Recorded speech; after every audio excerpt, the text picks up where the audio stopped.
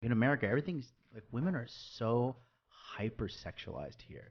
Everything you hear, like women actually have shame in other countries, like not to like put pictures of themselves, revealing everything on their Instagram. Like there is a giant sway from like this culture having like modesty and just having like a healthy relationship with shame to this like shameless culture where like if you don't agree with everything that I want, it's because you're a terrible bad person.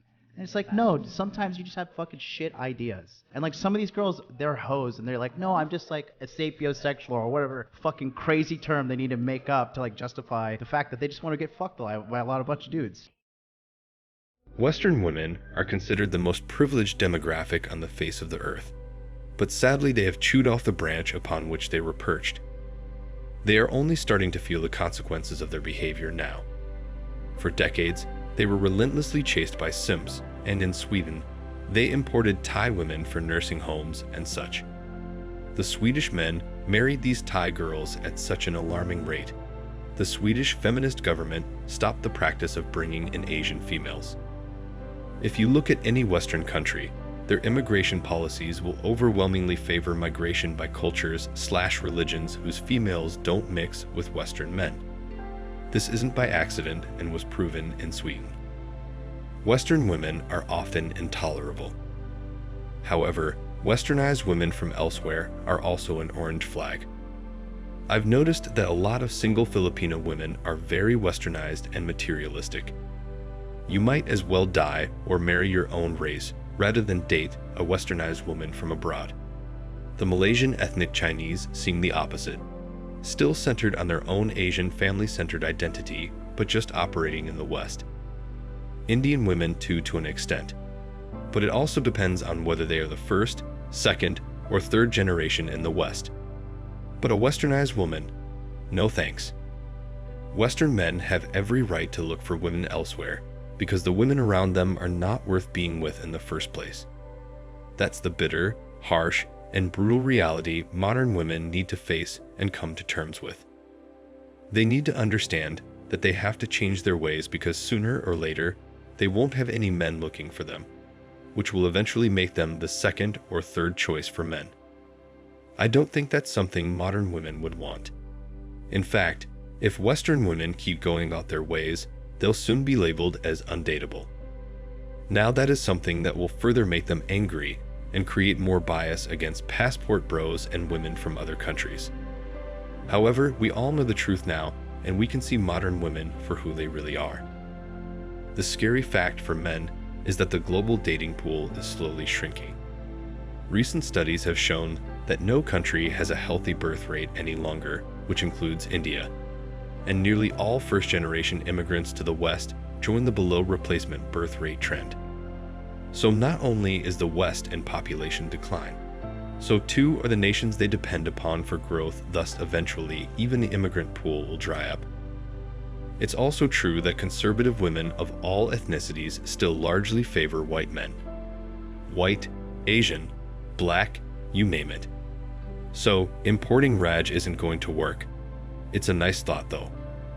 Another odd thing about chances of getting married plummeting down to 10% for men 40 plus is I bet those marriages, especially if he lands himself a younger woman, have a much higher chance of going the distance. The problem with dating nowadays is that there are way more people that want to be supported but don't want to support their partner. They just want what's good like money and resources, but don't want to deal with what's bad, especially if it involves physical and psychological. So, it's no wonder Western men are looking elsewhere and seeing beauty where it thrives. Not only do they seek beautiful women they can find in other countries, but they're also looking for women with traditional values and healthy standards of life and living. And it really does make sense for them to look elsewhere. I mean, imagine looking around you and seeing the same sort of women with the same sort of ideas and tendencies about dating and relationships, health, life, exercise, family values, and looking at life in general.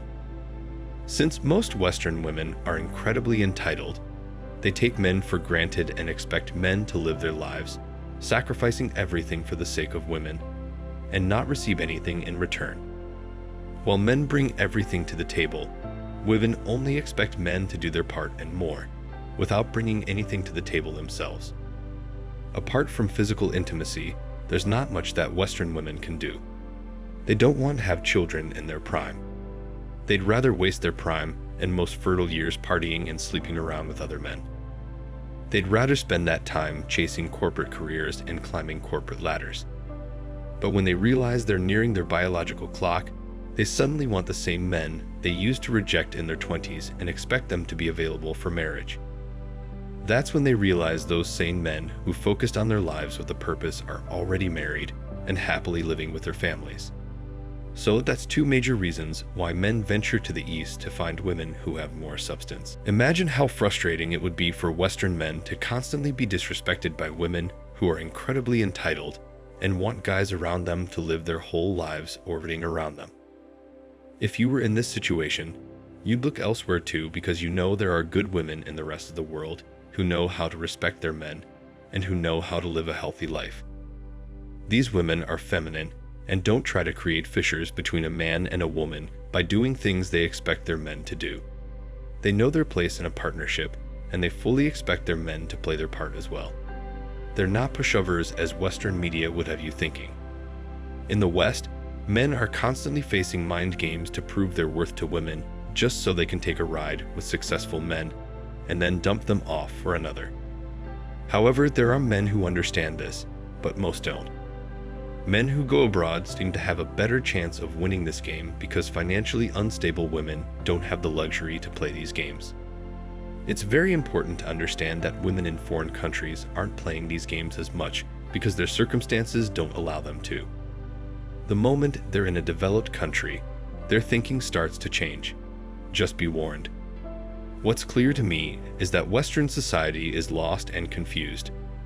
The family unit has been destroyed because there's no concept of a family left anymore. I mean, Canada has a divorce rate of around 60%. I don't blame the men and women for this. I blame our society and the lack of a family culture. Western men and women are more desirable around the world not only because of the better economic conditions that they live in, but also because of the color of their skin, which is more desirable in most parts of the globe. From South America and Africa to Southeast Asia and the Middle East, people like Western men and women because white skin is prized above brown or black skin. That's just a harsh reality we have to agree to disagree with, I guess. But you can't blame either side because part of the reason this is our history and especially popular culture and media narratives, which have always shown white people to be heroes and people from other cultures, countries, and backgrounds to be villains.